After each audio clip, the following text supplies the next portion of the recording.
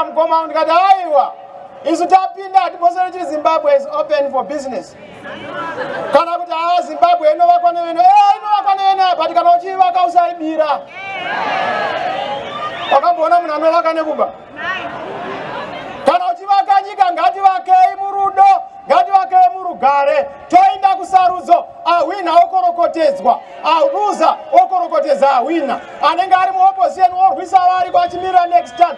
Vanhu vakukuudzai chokwadi pano, taenda kuelection ndokubhejerai, havatikunde election munyika muno.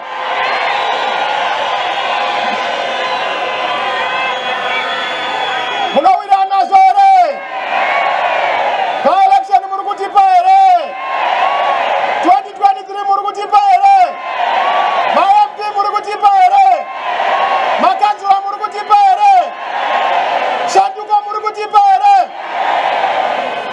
Zuva remaoko gweri makapenga.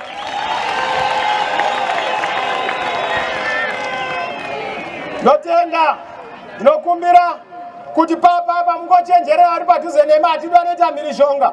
Mukaona atanga mhirizhonga musabata. Siyai akadaro vakomana vanenge vachingomeka sure kuti vanoona vanhu vanenge vaida kunetsa.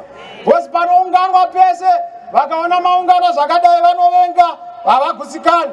Asi ndinotenda, ndiri kuona mapurisa edu ari kutenderera. Ndozvazvinofanira kuita kuti pane mutungamiri weZimbabwe ichauya.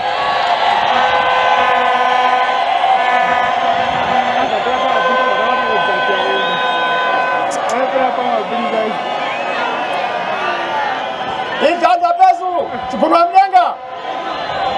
Chanza mdenga, chikunda mdenga. Simuka Zimbabwe, simuka. Maita basa, varikuita basa ravo regai vaite. Ine democracy munozviziva kuti vanhu vanovhota kuti mugare pasi mese vakasumuka. Garai pasi. Garai pasi. Isu tinozikana neorder. Vese vari mukati ngatigarei pasi titeerere zvakanaka nokuti ndaona ipapa vamwe vakumira. Let's sit and thank you for that. I know Mukoba, you have order, mune peace, tinokutendai. Isu tinozviziva kuti hazvifani kushamisa ine democracy panoitwa ma-elections. Anenge ari muopposition anogona kumuka ava mupresident. Anenge arimo vanogona kunge ava opposition. Saka ndosaka chiti vamunangagwa we tibatei zvakanaka tigokubataiwo zvakanaka.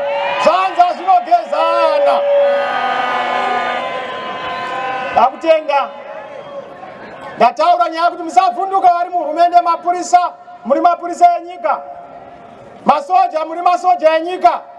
Hatisi kuzouya nemasoja edu nokuti masoja ndeenyika hasi epati.